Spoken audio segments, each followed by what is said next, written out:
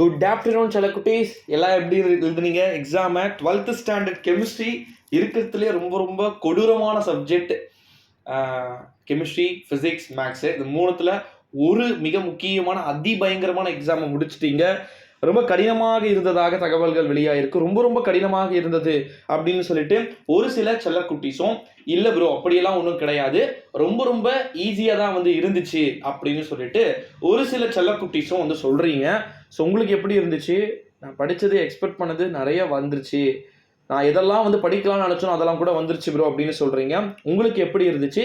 ஏ type B type அப்படின்றது வந்துச்சா அப்படின்றத கீழே வந்து மறக்காம கமெண்ட் செக்ஷன்ல வந்து சொல்லுங்க செல்லக்குட்டீஸ். வாங்க இப்போ வீடியோக்குள்ள போகலாம்.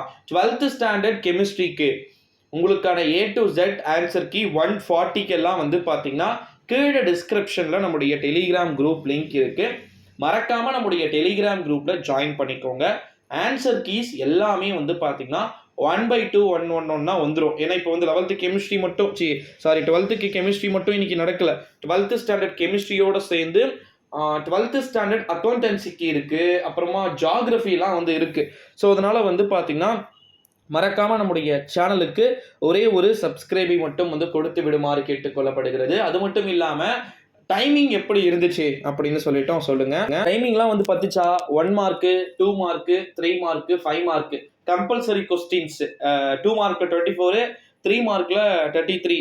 இதெல்லாம் வந்து ஈஸியாக எழுதுற மாதிரி இருந்துச்சா அப்படின்றதெல்லாம் வந்து கீழே கமெண்ட் செக்ஷன்ல வந்து சொல்லுங்க.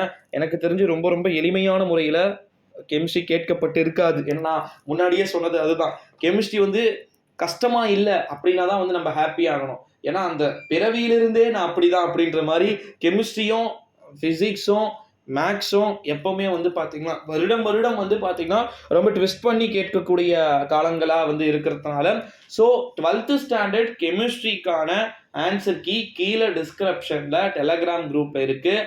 மறக்காம ஃபாஸ்ட்டாக வந்து விசிட் பண்ணி பாருங்க, ஆன்சர் கீ உங்களுக்கு இருக்கும். ஸோ கவலைப்படாதீங்க. எதனா 1-2 மிஸ்டேக் பண்ணியிருந்தீங்க அப்படின்னா கண்டிப்பாக அது கிரேஸ் மார்க்ஸ் இருக்கா அப்படின்றதையும் நம்ம வெயிட் பண்ணி தான் வந்து பார்க்கணும். என்ன கேட்டீங்க அப்படின்னா ரொம்ப ரொம்ப எளிமையான முறையில தான் இந்த முறை அனைத்துமே வந்து இருக்க போகுது. ரொம்ப ரொம்ப ஈஸியாக எல்லா கொஸ்டின்ஸும் வந்து கேட்கறதுக்கு சான்சஸ் வந்து இருக்கு. நான் அதை தான் ஏற்கனவே வந்து சொல்லியிருக்கிறேன்.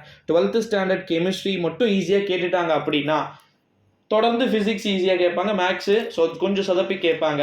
12th ஃபிசிக்ஸே 12th கெமிஸ்ட்ரியே ரொம்ப டஃப்பாக இருந்துச்சுன்னா அடுத்தடுத்த சப்ஜெக்ட்ஸ்லாம் போக போக ரொம்ப ரணக்குடரமாக இருக்கும். ஸோ அதை எப்படி கேட்குறாங்கன்றத பார்க்கலாம். ஏன்னா தமிழ் இங்கிலீஷ்லேயே வச்சாங்க ஆப்பு, நமக்கு இங்கிலீஷில் வச்சுட்டாங்க ஆப்பு.